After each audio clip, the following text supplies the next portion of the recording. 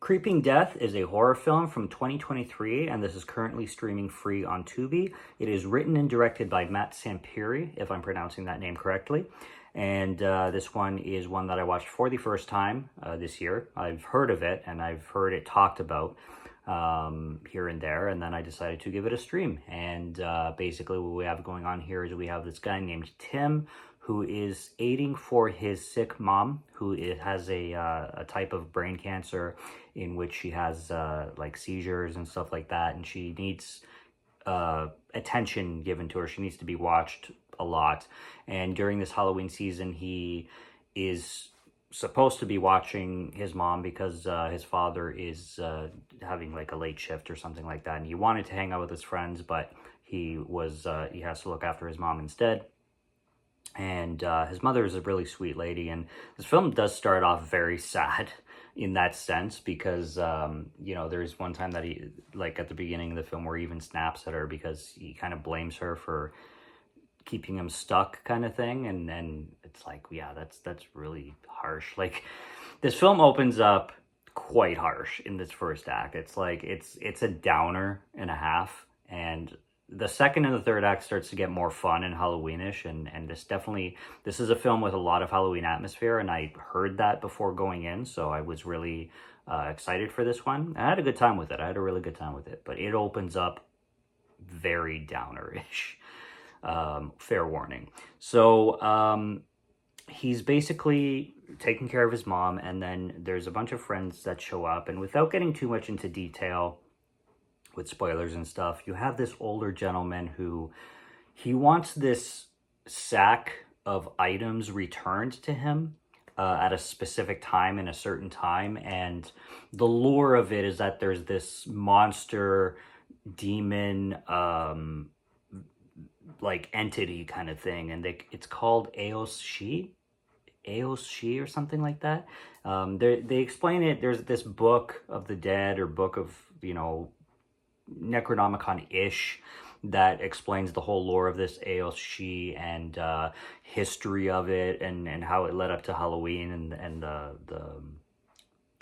season itself, kind of thing. And eventually it becomes this survival story of these kids at the house that his mom's at. His mom is upstairs resting, and he is with his friends, and this Aos Shi entity starts to haunt them, and they have to like sacrifice something according to the book. There's this whole lore about it, and they have to follow these things before a certain time so that the Aos Shi can disappear and whatnot. This film is really like crawling in October atmosphere. I absolutely love like the fall setting and the cornfields and stuff like that, the farm like setting kind of thing, the farm location. There's tons of jack-o'-lanterns all over the place. This film is packed with jack-o'-lanterns, but my favorite thing about this film when it comes to the atmosphere is the Halloween decorations, man. It's just, this whole house is decked in Halloween decorations, and there's other spots. It's not just one location. There's other things that go on, because these kids, eventually they need to go to the old man's house to deliver the sack and all that. And there's this one scene with an Uber driver too that's really funny, but I'll just leave it at that. But yeah, like we got like friggin' skeletons, ghosts, black cats, like all kinds of, and then jack-o'-lanterns galore. It's just soaked in Halloween atmosphere, and I absolutely love that. The biggest downfalls with this film, being a low-budget film, is its acting. I wasn't the biggest fan of the acting. I found a lot of the characters actually overacted. You also get some pretty insufferable characters. There's one couple in particular named PJ and Isaac that I couldn't stand at all being on screen, and I'm just like, the entire time, this guy needs to dump this girl, and this girl needs to shut up.